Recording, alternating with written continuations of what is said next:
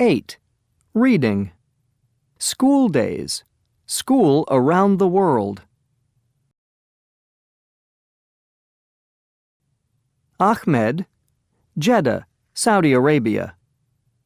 I usually arrive at school before 7 a.m. Assembly is at 6:45, and we always sing the Saudi national anthem.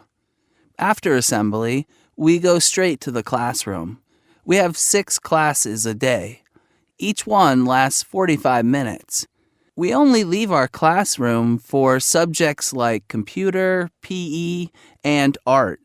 School finishes at 1 p.m., but there is an optional 7th period for students who want extra tutoring.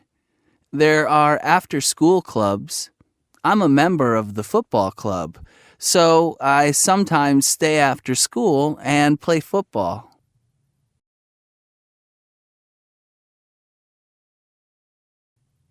Jose, Amazon rainforest, Ecuador. My school is in a village on the Agua Rico River. I live far from the school, so I need to get up at 5 a.m.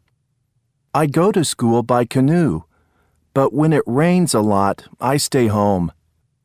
Our school has 46 students and 2 classrooms.